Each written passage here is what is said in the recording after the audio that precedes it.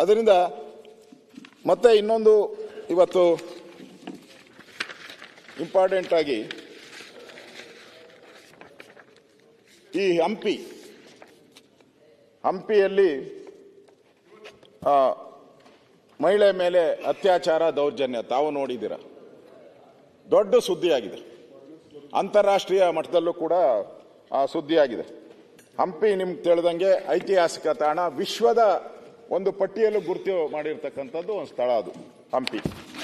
ಅಲ್ಲಿ ಮಾರ್ಚ್ 6ರಂದು ಗಂಗಾವತಿ ತಾಲೂಕಿನ ಸಣ್ಣಪುರ ತುಂಗಭದ್ರಾ ಎಡದಂಡೆ ಕಾಲುವೆ ಬಳಿ 5 ಪ್ರವಾಸಿಗರು ರಾತ್ರಿಯ ಒಂದು ಮೂನ್ ಲೈಟ್ ಅಲ್ಲಿ ಸಂಗೀತ ಕೇಳಕ್ಕೆ, ಸಂಗೀತ ಅಲ್ಲಿರೋರೆಲ್ಲ ಹಾಗೆ ಮಾಡ್ತಾರೆ. ಯಾಕೆಂದ್ರೆ ತಮಗೂ ಗೊತ್ತಿದೆ, ಫಾರಿನರ್ಸ್ ಬಂದ್ರೆ ನಾವೇನ ಹಂಪಿಗೆ ಹೋದ್ರೆ 1 ಅವರಲ್ಲೇ ಹಂಪಿ ನೋಡ್ಬಿಡ್ತೀವಿ ನಾವು, 1 ಗಂಟೆಯಲ್ಲಿ.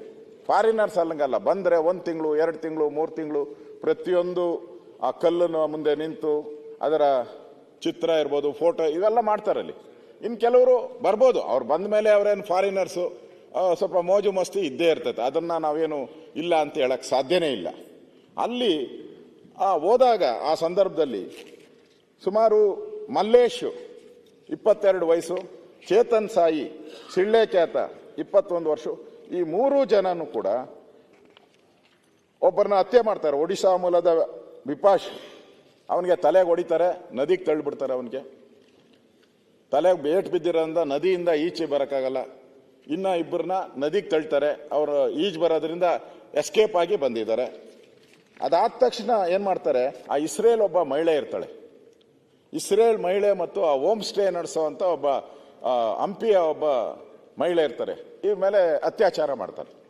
ಅವ್ರು 3 ಜನ ಹೊಡೆದು ಆದ್ಮೇಲೆ ಇವರು ಮಹಿಳೆ ಮೇಲೆ ಅತ್ಯಾಚಾರ ಮಾಡ್ತಾರೆ. ಅಂದ್ರೆ ಅವರು ಫಸ್ಟ್ ದುಡ್ಡು ಕೇಳ್ತಾರೆ, ದುಡ್ಡು ಆದ್ಮೇಲೆ ಈ ಅತ್ಯಾಚಾರಗಳು ಆಗಿದ್ದು. ಹಂಪಿ ಒಂದು ಪ್ರತಿಷ್ಠಿತವಾದ ದೇಶದಲ್ಲೇ ಅಂತಾರಾಷ್ಟ್ರೀಯ ಮಟ್ಟದಲ್ಲಿ ಖ್ಯಾತಿ ಪಡೆದಿರುವಂತ ಹಂಪಿ ಇದು. ಇವತ್ತು ನನಗೆ ಅಲ್ಲಿನ ಪೊಲೀಸ್ ಅಧಿಕಾರಿಗಳ ಜೊತೆ ಮಾತಾಡಿದೆ, ಅವರೇ ಹೇಳ್ತಾರೆ ಎಲ್ಲ ಖಾಲಿ ಮಾಡ್ಕೊಂಡು ಹೋಗ್ತಾ ಇದ್ದಾರಂತೆ. ಮೋರ್ ದನ್ 60% ಇಸ್ರೇಲಿಂದ ಬರ್ತಾರೆ. ಇಸ್ರೇಲಿಂದ ಬರುವಂಥದ್ದು 2 ಇಲ್ಲಿ ಬರ್ತಾರೆ ಮತ್ತು ಹಿಮಾಚಲ್ ಪ್ರದೇಶಕ್ಕೆ ಹೋಗ್ತಾರೆ. 2 ಕಡೆ ಹೋಗ್ತಾರೆ ಅವರು. ಅವ್ರಿಗೆ ಇಲ್ಲಿ ಸೇಫ್ಟಿ ಅನ್ನೋ ದೃಷ್ಟಿಯಿಂದ ಬರ್ತಾರೆ. ಈ ಇಸ್ರೇಲ್ ಮಹಿಳೆ ರೇಪ್ ಆದ್ಮೇಲೆ ಎಲ್ಲ ಖಾಲಿ ಮಾಡ್ಕೊಂಡು ಹೋಗ್ತಾ ಇದ್ದಾರೆ. ಅಲ್ಲಿರೋಂಥ ಹೋಮ್ ಸ್ಟೇಗಳವರು ಎಲ್ಲ ಕನ್ನಡದವರು, ನಮ್ಮ ಕರ್ನಾಟಕದವರು, ಅವರೆಲ್ಲ ಬಾವೆ ಮಾಡ್ಕೊಂತಾರೆ. ಅವನ ಅನ್ನಕ್ಕೆ ಬಂದಿದೆ ಪತ್ರಿಕೆಯಲ್ಲಿ, ಅನ್ನಕ್ಕೆ ಕೂಳಿಗೋಸ್ಕರ ಹೋರಾಟ ಮಾಡುವಂತ ಹೋಮ್ ಸ್ಟೇಗಳು ಅಂತ ಹಾಕಿದ್ದಾರೆ. ಅಂದ್ರೆ ಒಂದ್ ಕಡೆ ನಮ್ಮ ಪ್ರವಾಸೋದ್ಯಮ ಹಾಳಾಗೋಯ್ತು, ಇನ್ನೊಂದ್ ಕಡೆ ಫಾರಿನರ್ಸ್ ಯಾರು ಡಾಲರ್ ನಮಗೆ ಬರ್ತಾ ಇತ್ತು, ಆ ಡಾಲರು ಹೊರಟೋಯ್ತು, ಮತ್ತು ಹಂಪಿಗೆ ಕೆಟ್ಟ ಹೆಸರು ಬಂದೋಯ್ತು.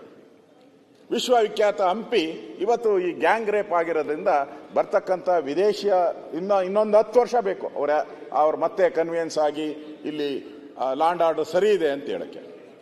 ಸೊ ಅಷ್ಟು ರೇಪ್ ಆಗಿ ಈಗ ಸರ್ಕಾರ ಏನು ಹೇಳ್ತಾ ಇದೆ ಅಂದ್ರೆ ಹೋಮ್ ಸ್ಟೇಗಳ ಮೇಲೆ ಹಾಕ್ಬಿಟ್ಟಿದ್ದಾರೆ. ಹೋಮ್ ಸ್ಟೇಗಳು ರೆಗ್ಯುಲೈಸ್ ಮಾಡ್ತೀರಿ, ಪ್ರತಿಯೊಂದಕ್ಕೂ ನಾವು ಸಂಖ್ಯೆ ಕೊಡ್ತೀರಿ, ನಂಬರ್ ಕೊಡ್ತೀರಿ, ಅವ್ರ ಹತ್ರ ಫೀಸ್ ಕಲೆಕ್ಟ್. ಇದೇ ಜ್ಞಾನ ಮೊದಲೇ ಇರಬೇಕಾಯ್ತಲ್ಲ. ಮೊದಲೇ ಇದ್ದಿದ್ರೆ ಈ ಜ್ಞಾನ ಇದಾಗ್ತಾನೆ ಇರಲಿಲ್ಲ. ಹೋಮ್ ಸ್ಟೇ ನಡೆಸೋಂಥ ಮಹಿಳೆ ಮೇಲೂ ಅತ್ಯಾಚಾರ ಮಾಡಿದ್ದಾರೆ, ಬರೀ ಫಾರಿನರ್ ಅಲ್ಲ, ಅವ್ರ ಮೇಲೂ ಅತ್ಯಾಚಾರ ಮಾಡಿದ್ದಾರೆ.